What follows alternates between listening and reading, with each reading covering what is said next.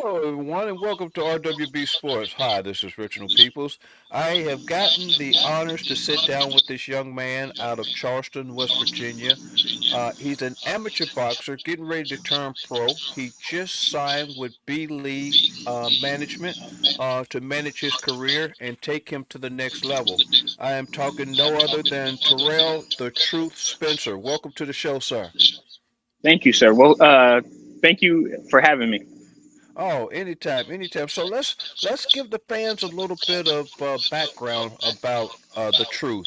You know, for the ones that are watching who don't know who you are, don't or you haven't got to that level yet, other than your boxing community there in West Virginia. Let the fans know who we're talking to today. Okay. Well, as you said, I was born and raised in Charleston, West Virginia. I started boxing around 15. I came up under my uncle Leba, my coach Tony Dunlap, my coach Jeff Clear, and the late great Gary Tony, who was the 2000s Olympic team coach. Okay. All right. Now, what got you started? Let's talk about what got you started in a sport of boxing at 15 years old. It's 15 is not late, but most of the times you get fighters starting as young as 8 years old. So at 15, what just made you decide you wanted to box? Um, I ain't really got no like crazy story like that. Like I wasn't getting into a lot of fights, and also wasn't like bullied or nothing like that. My Hmm. uncle was just coaching at the gym, and he needed a couple of fighters, so my mom took me over there. Okay. All right. And it doesn't have to be, like I said, a lot of people think that, a lot of fighters come out that have these crazy stories that make them great. Uh huh. It's not about the story that's behind you. It's about the story that's within you. You had a desire, you had a passion for the sport, so you picked it up. I mean, you got Michael Nunn. You have a lot of fighters that made it big time, but they didn't have necessarily a rough upbringing. They Gotcha. they That's just actually one love of my favorite fighters. Michael Nunn. Okay. Yes, sir. That's actually one of my favorite fighters. Okay, okay. So, it's one of those things that you just have to, have a passion for, and that's anything. I know growing up, my dad, he he told me something that, stuck with me for quite some time. And he said, "Son, I don't care what you do." He said, "Just be the best at it." He said, "I don't care if you're a Mm. worm digger." He said, "You have the best worms ever, that every fisherman that comes to town comes to you to get worms because you got the best." He said, "Just be the best at whatever you do, and I'm going to support you 100%." Uh-huh. And that's something that I've taken with me for a long time. So let's go ahead and get into the interview. We've gotten to know who you are outside of boxing. What hobbies do you have outside of boxing? What do you like to do outside of boxing when you're not in the gym? Well, when I'm not in the gym, it's not too much because I feel like right now a lot of my life is just consumed by boxing. You know what I'm saying? Working full Right, time while also going to the gym, and I also have a son. He just turned 3 last month, so like okay. a lot of my time that's not in the gym is spent with him and the rest of my family. Okay. And that was going to be one of my next questions because I already got what inspired you to pursue the boxing career. Like you said, your uncle was running the gym and you was really wanting to help him out and get his gym started. But it seems like, your son now, you have someone to carry on that legacy and to look up to you. I would think that that would be another strong point and what's motivating you to do something and be successful. Yes, for sure. For sure. My son is a huge motivating factor for why I get up and do it. Even if he's only been to what I want to say he's been to two of my fights, and one he fell asleep in. So, Okay. but but yeah, yeah, it's a huge motivating factor to have him there. You know. Right, right. Well, that's good. I mean, that's excellent. You got to have something to make you want to get up every day and go get beat on. Now, let me ask you this: Can can you describe your journey? Because I know that you're in the process of transitioning from amateur to pro. Can you describe your journey as an amateur fighter in the sport of boxing? Yes, sir. Well, like I said, I started at 15, going to the gym. That was when I was more into the USA boxing scene, Okay. and I did a bunch of like local shows. I've been to Ohio a couple times, Tennessee, Kentucky, that sort of thing. Right. I did the Golden Gloves a couple years, and of course we always had the hometown heroes boxing national championship here in Charleston, which Gary Tony started. Okay. Nice. Now in Tennessee, whereabouts did you go in Tennessee? East Tennessee? I think the place was called Middlesboro, if I'm not Mu- mistaken. Murfreesboro. Uh-huh. It Murfreesboro, was yeah, Tennessee. it was something like that. It was something Yeah. like that. That's where I'm from. That's where I'm originally from, and then I moved up north to Pennsylvania. I'm originally from Nashville, Tennessee, born and raised. Ah, gotcha. Uh-huh. Yeah. So What you made was you probably What there. made you do that? What made you take that risk of moving like that? Like Well, such a distance away. it's right in the middle of the boxing capital. You have the coast that really highlights a lot of the grit and grind of the boxing scene. You have the West Coast and you have the East Coast. You have a Okay. few fighters that come out of the central area, middle area. Uh, I always talk about the two that I know or that you would know of that come out of Tennessee would be Caleb Plant and Austin DeLay. Those two guys come out of the Middle Tennessee area. But other Okay. than that, you really didn't have that grit that you needed to carry a career. We had back in my day, we had a few guys that, you know, made it to the circuit or made it to the stage, but they didn't perform. We had the Ken the Bull Atkins, who fought out of Laverne, Tennessee. He went up against Hagler, Mm, for a title, and but he lost. But you have those that are far and few between come out of there. But the East Coast and the West Coast pretty much predominantly dominate the sport of boxing. gotcha. And so that's the reason that came out here in this area was to be Okay. closer to that area because you're 2 hours away from everything of where I'm at.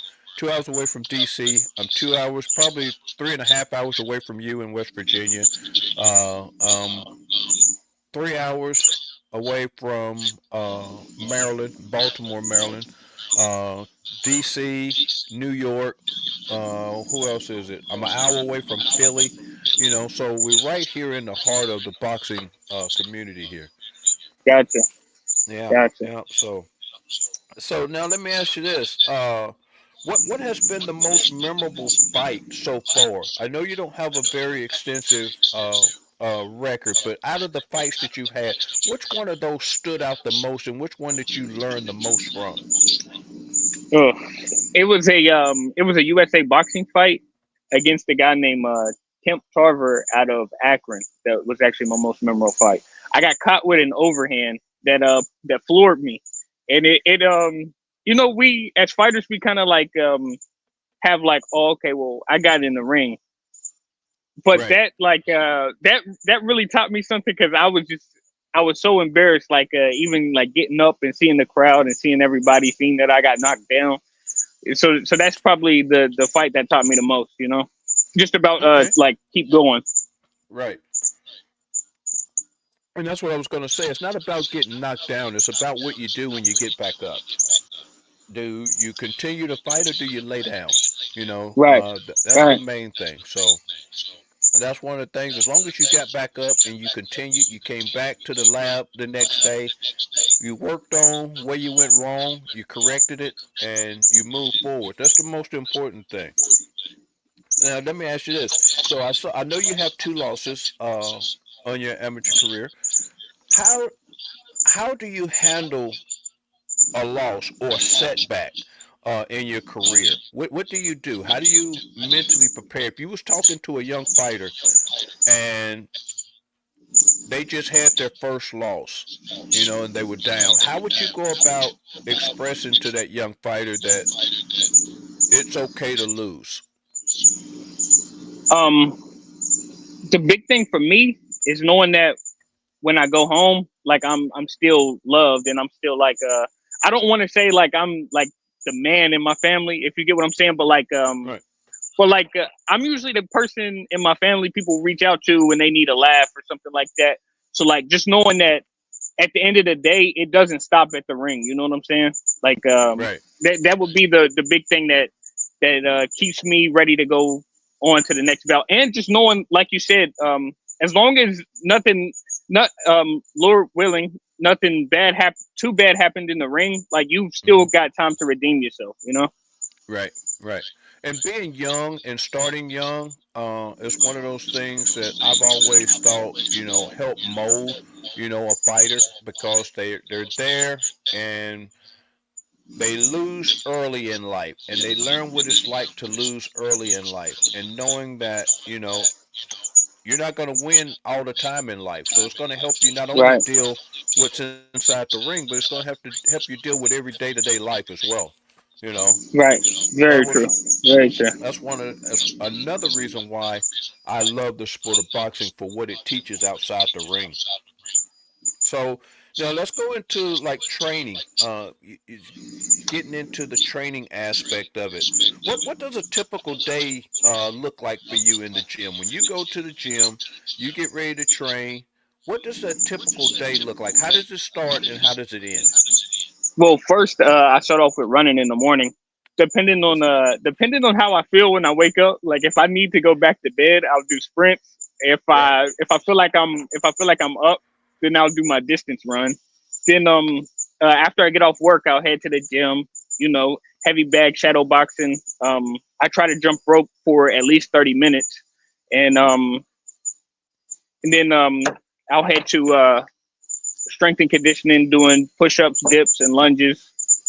Uh, Okay. after that, around around 9 p.m., I'll do my sprints or my distance run. Whatever I didn't do in the morning, I'll do my run at night. Okay. All right. Now, how long does a day consist of you in the gym? How many hours do you spend uh, training the day? A rough estimate.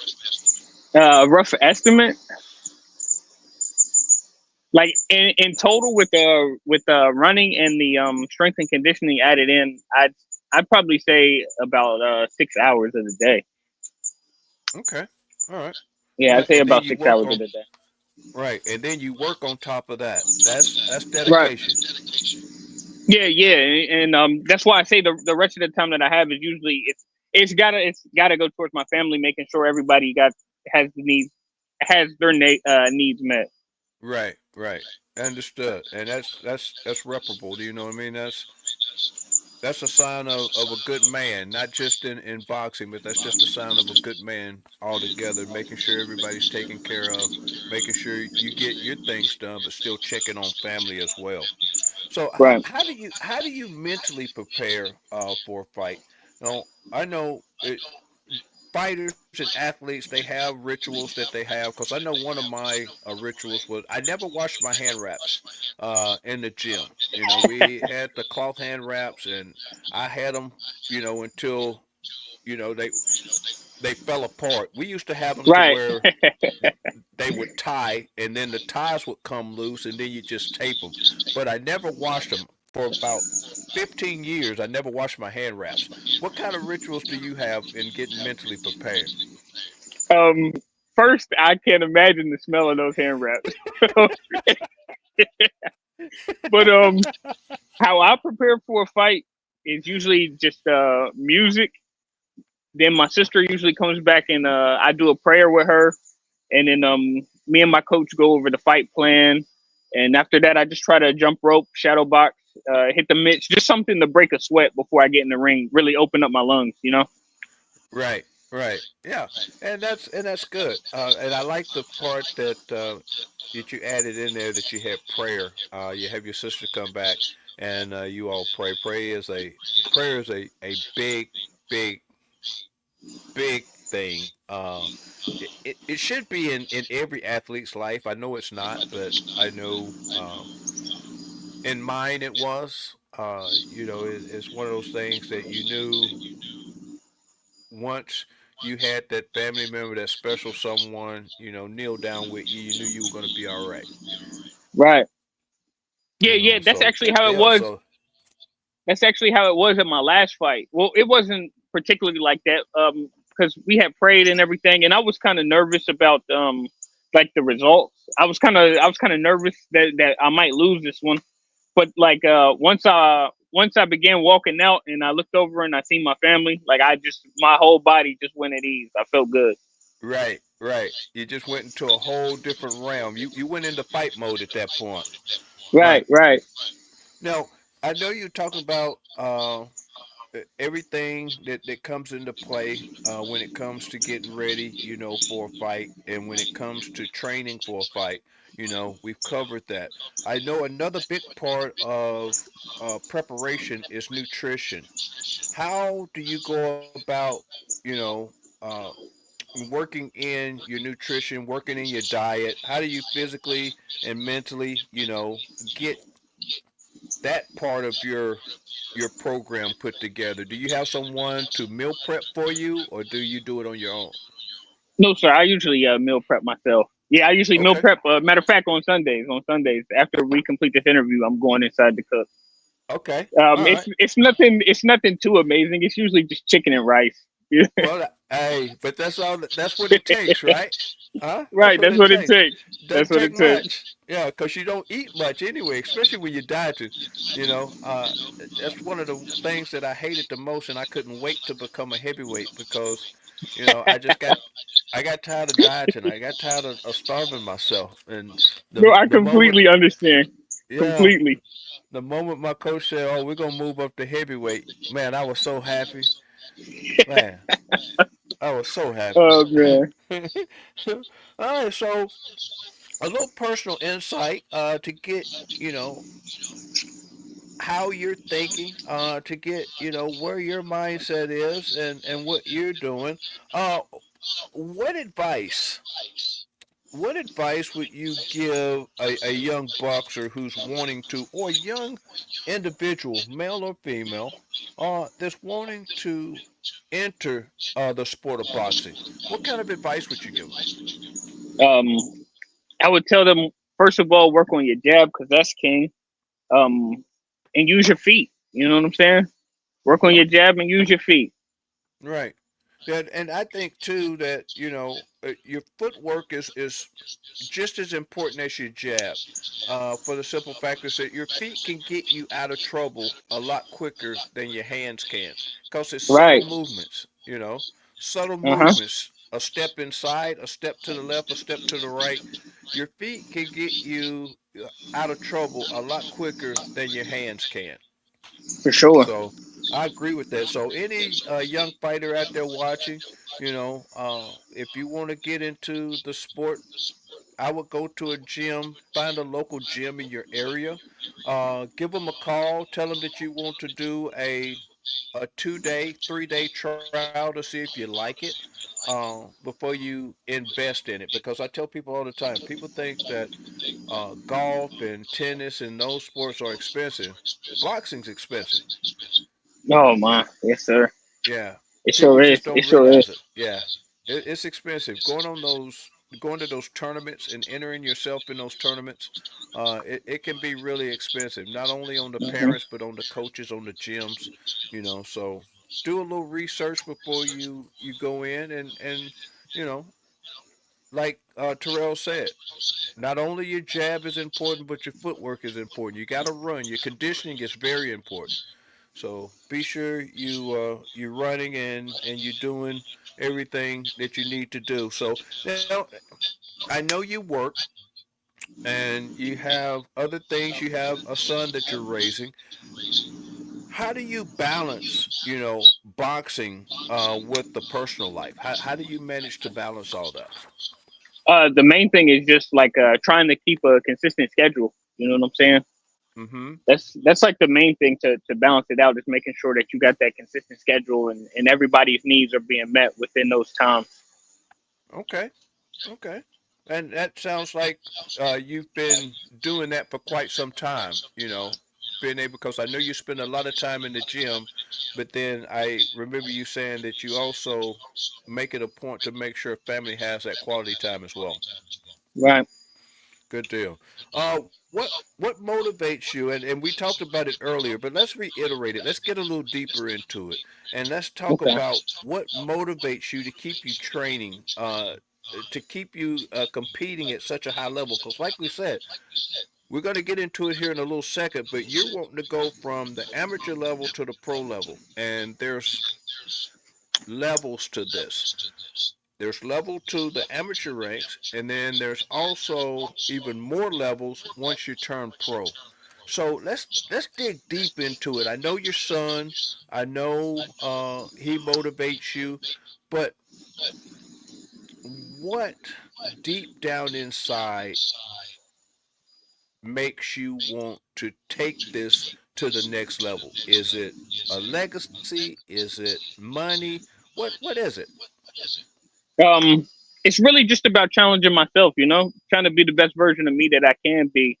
Don't get me wrong, I would love for my name to be up there with the greats, but if that's not the way it ends for me, I'm fine with that, long as I know that I was the best version of myself. Right. Okay. So You know? and I know that you talked about uh, going to the other side, and we'll get into that as far as going into the journalism side. So what I was thinking in my head is that, because this is what I did. I came up during the era of, Mike Tyson, Evander Holyfield, Riddick Bowe, heavy hitters. I mean, big time hitters. I knew that I wasn't going to be able to compete on that level, so I got into the sport of boxing, but I couldn't talk about the sport of boxing unless I got into the ring. So I sacrificed my knowledge, and that was my education. That was like me going to college. All right. Okay. That Yeah, I was like me how you going, explain that right there. yeah, I like how that you was explain that. that was me going to college. So when I got to do what I really wanted to do, which is the journalism side and report about it, then I would know about it. I even trained, several fighters. Got in the ring and went the distance with several fighters, just so I could have that knowledge of what it takes in order to do what I needed to do outside the ring. So, looking at that, you want to go into journalism. What are you doing now to prepare yourself for that next step? Um, Nothing right now because I don't really have the time for it. But I did. I was working on it today, just like sort of. That's why I have these papers in my hands. I have like little bullet points that I want to hit whenever you ask me the questions. Okay, okay. And that's how you get started. I know we talked earlier. We're going to let you flip the script here in a little bit when we get to the end. So I'm Okay. going to sit back and I'm going to be the guest, and I'm going to let you interview me as soon as we get through. So now, from an industry perspective, because we know women's boxing is starting to escalate more than men. All right, it's starting to Hmm. elevate. People are starting to see women's boxing for what it is. And one thing I like about women's boxing is that they're gonna fight anybody. They don't care who it is. They're not gonna pick and choose their opponent. Whoever's standing there, that's who they're gonna fight. That's what I love Right. about women's boxing. That's the way men's boxing used to be, but it's gotten away from it. What's your perspective on boxing, where it's going, where it came from, and where it's heading? Um, as of right now, I like Turkey getting into the sport because I feel like with more money, the guys will be feeling they will be willing to fight each other more. Mm-hmm. I'm hoping for Right. that. It's not looking like it right now, but I'm hoping for that in the future. Right.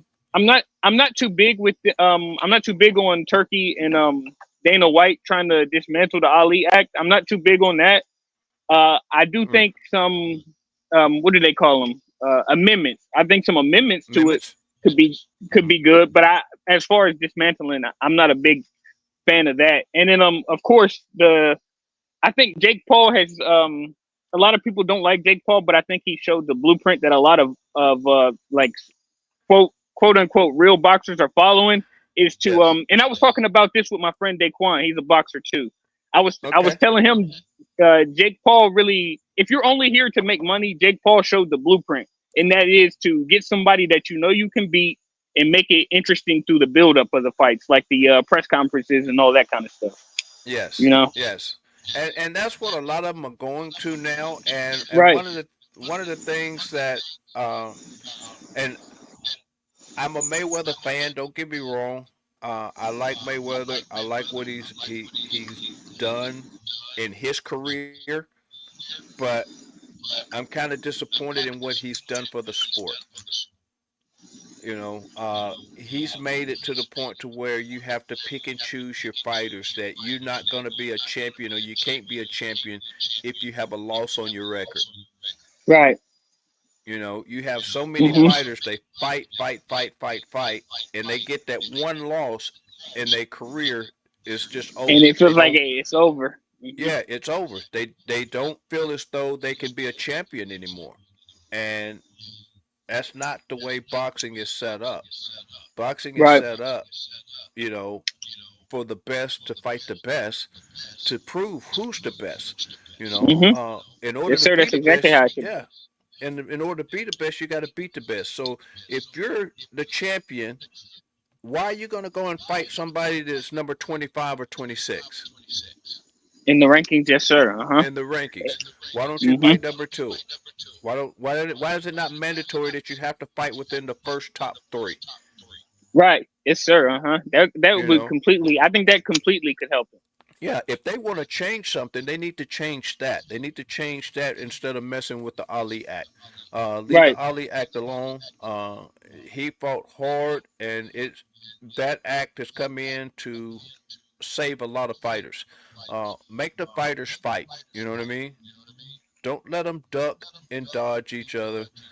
I understand you want to hype up the fight, so you go out and you promote yourself. You go out and you start these shenanigans, at these big Right. fights, so the media get on you. Uh, but if they line up, if it lines up, if you're one and they're two, or you one and they're three, then yeah, make that fight happen. Make it Hmm. happen. That's just like the Canelo Crawford fight that's about to happen. You know, they couldn't duck each other anymore. Both of them are pound for pound. You know, both of them are Right. claiming to be the greatest, so they got to fight. So I'm going to ask you about that too. What do you think about that fight? Who are you predicting in that fight? Um. You know what? I like the way Bud is talking. You know what I'm saying? I Yes. thought I thought Charlo. I can't remember. I think it was the little Charlo. I Right. thought The young one. the little Charlo was gonna. I didn't really believe in him because he respected Canelo too much. If you get what I'm saying, like it's okay to Yes. respect your opponent, but it got to a point where it was Yes. like he idolized Canelo. The way Bud is talking, you can tell he's coming to fight. Yeah. Well, Bud's a different guy. Bud's a Hmm. different. He's Hmm. he's a different breed. Bud is a country guy. He's a country boy. He's from Nebraska. What else is in Nebraska? Besides corn, I don't know. You have Nebraska Cornhuskers, college football, and you have Bud Crawford. That's it. Hmm. That's all. And they don't understand country strength, but they're about to learn. And don't get me wrong, I love Canelo. I think Canelo is a dynamic fighter. I think Canelo, right now, is the face of boxing. That's why everybody wants to fight him. But I Hmm. do believe after this fight, there's not going to be any question of who the pound for pound fighter is going to be. Whoever wins this fight is going to be the pound for pound fighter 2025. It is hands down. Whoever wins it. Gotcha. Gotcha. That's my point. That's what I think. Uh, so how do you see the impact of social media. We just touched on it a little bit about the fighters and having to promote themselves. What do you see as far as the impact and how the social media has an impact on the sport now? Well, I think social media is just bad in general, for real, because everybody's looking for that viral moment or the clicks, and everybody who wouldn't have an opinion, like their opinion wouldn't matter otherwise. Like it Right, now matters because of social media, you know. right. So like and plus, like I said, with people just trying to get views and clicks, like they just get on here and say the craziest stuff, you know. So Right. And this is I think it's true. just bad in general. Yeah, this well, it can be good and it can be bad. I'm a content creator myself, but I use it. Use the platform for this right here is to get the amateur athlete the exposure that they need because not every kid or every young athlete is comfortable in front of a camera. But at some point in time, they're going to have to understand how to speak in front of a camera. And I want to be the first microphone that they talk to. You know what I mean? I want to make it I got you. comfortable for them. I want to make it easy for them. That way, when they work their way up the ladder and get into that upper echelon of athleticism and getting to making millions of dollars, that they're comfortable. You don't have those moments of disrespect on the microphone. You don't have those, moments of, sounding uneducated on the microphone. And that's one of the things that here at RWB Sports, we want to give them that opportunity to be able to do that. And Right. so that's why we start them out. That's we don't worry about, the pay-per-views and the big stuff. They get enough exposure as it is. We want Uh huh. we want the little guys. Gotcha. Gotcha. Yeah, we For want to bring sure. up the little guys. So, Al, what are your future goals? Let's talk about what the truth is looking at going forward. And then I'm going to Okay. ask you Uh about huh. that name at. I'm going to ask you about that name at the end too, how you got it. But uh, what are your short term and long term goals in the sport of boxing? Short term, short term, I just would like to throw the pitch out for the Dirty Birds. That's our local baseball team. And then long term goal, I would love to sell out the Charleston Coliseum. Fifteen Okay, thousand seats. I would love to sell out there. okay, okay. So you got goals in mind. So you got goals in mind. And so, are there any specific opponents that you would hope to face? Down the line, is there anybody out there right now that you hope to be able to go up against later on in your career when you turn pro? Of course, I would love to have a rematch for the rematch in the King of the Mountain State Finals. You know, Philip Fox. I would love that rematch. I would love that rematch. Okay, okay. Now, is he turning pro as well? Yes, sir. He's already turned pro and had his first pro fight. Okay, okay. So you're on the path now to turning pro and trying to get that lick back. Uh huh. Yes, sir. Okay, all Yes, right. sir. So yeah, because it's different. Pro style is a lot different than amateur The style, amateur. and some people have pro style in the amateurs, so they don't look as though they're that competitive until they turn pro, and then you'd be like, "Is this the same guy that was amateur?" Because they've had a pro style the whole time. Yeah. So, what legacy, like you said, that you look at leaving? I know you want to fill the stadium. I know you want to throw out the first pitch. But what other legacy are you looking at leaving on the mark of boxing? um, you know what? I would love to be on. I would love to be on somebody's Mount Rushmore. Like when they bring up a Mount Rushmore boxing, I would love to be on there. My name and my face with Ali or something like that. That would be wonderful to me. That would be Okay. wonderful to me. But Okay. as far as like a legacy, I would like for I just want to fight everybody the people want to see me fight. You know, I want that attached to my name. Like, man, he fought everybody he was supposed to fight. Right. Right. He didn't duck and dodge anybody. He he Right. he fought everybody that came his way. All right. Well, I mean, that's one of the things that you want to leave behind. You know, like I said, you have a son who is watching you now. Right now, they're like little sponges. They soaking up everything that dad is doing, Everything, soaking up everything everything. that dad is saying. You know, they mimic dad. You know, you'll walk in the room and you'll see him. He'll be in there throwing punches, but you don't think he's watching at the gym. But you come home and he's in there throwing punches. You're like, oh man, this is my little guy. You know, I Right, know right. because I have two boys. Yeah, I have two boys, and yeah, you when you see it, it's gonna touch your heart. It really is. So now, what we have now is we're at the end of the interview, and I know I said that I was going to give you an opportunity to flip the script because I know you want to go into journalism. So this is your moment right now. I'm going to turn the mic over to you, and I'm going to get you to ask me questions and interview me. Let's see how you do. Let's see if you Okay, have a I got you. future on the other side of the ropes.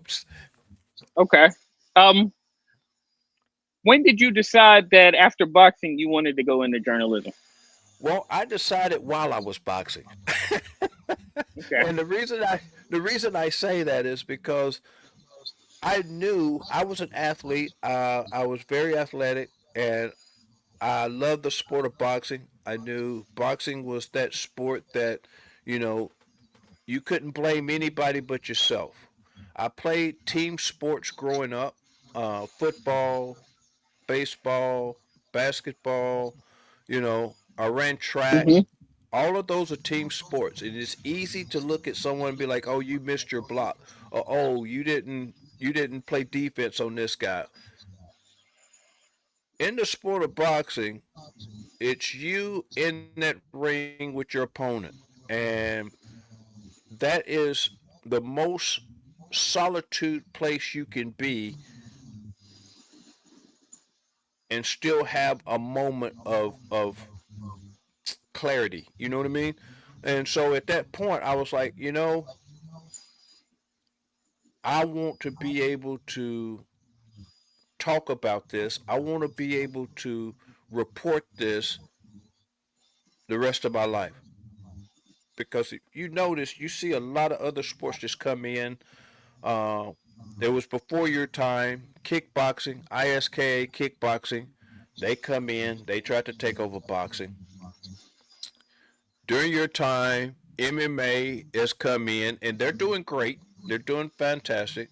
They try to Hmm. take over boxing, but it's one Yeah, they are sport now. out of all those sports that is still here. It's not going anywhere, and that's boxing.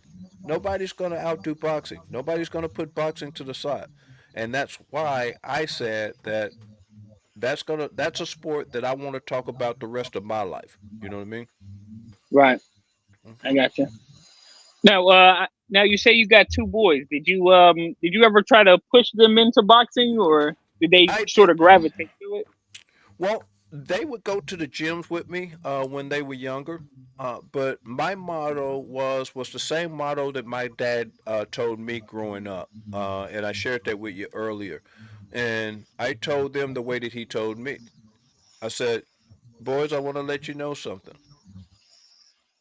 Your dad was an athlete. Okay, just because your dad's an athlete doesn't mean you're going to be an athlete."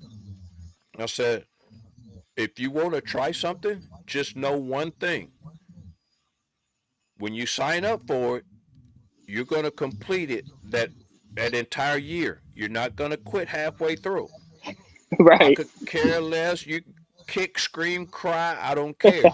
But you're going to carry out that entire year because you signed up for it. Right. Next year, if Right. you yeah, next year if you don't want to do it, fine."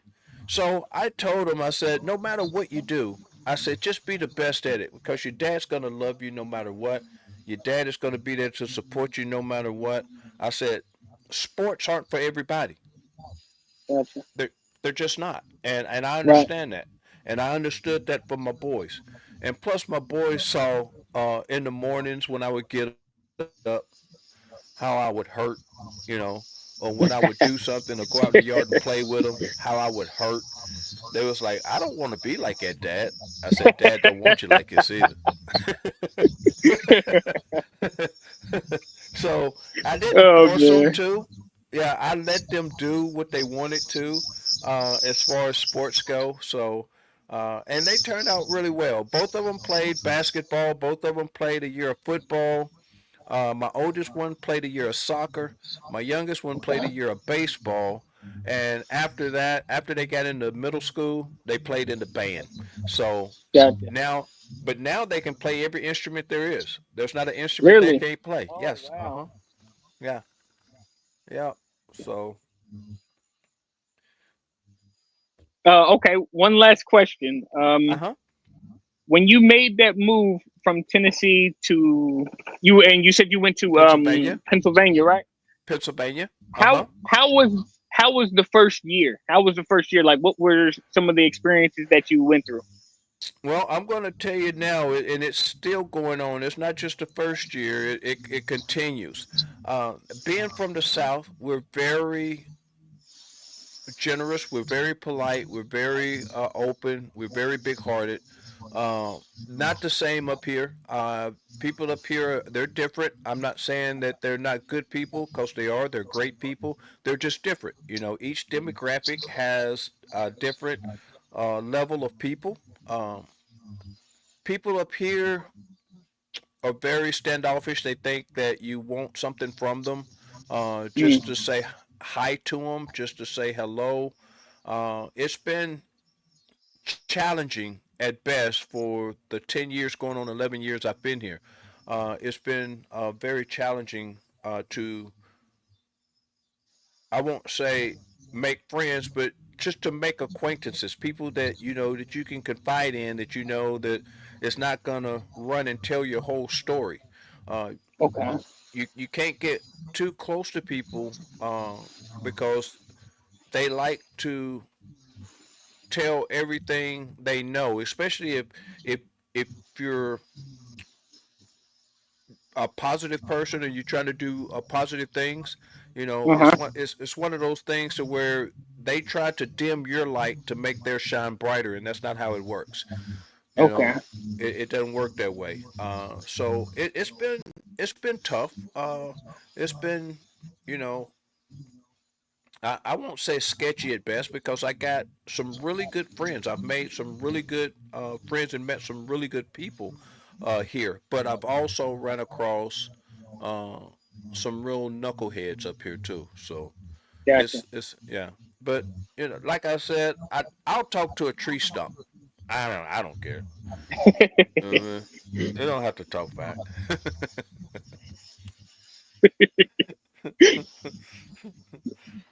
All right, that was my last question. Okay.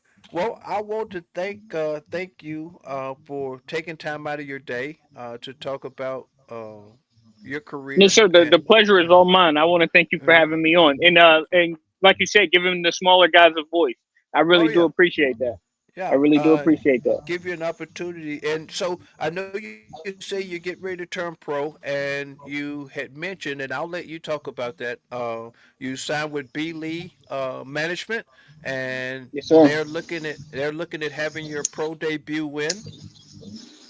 March, March. Okay. At 2026. Okay.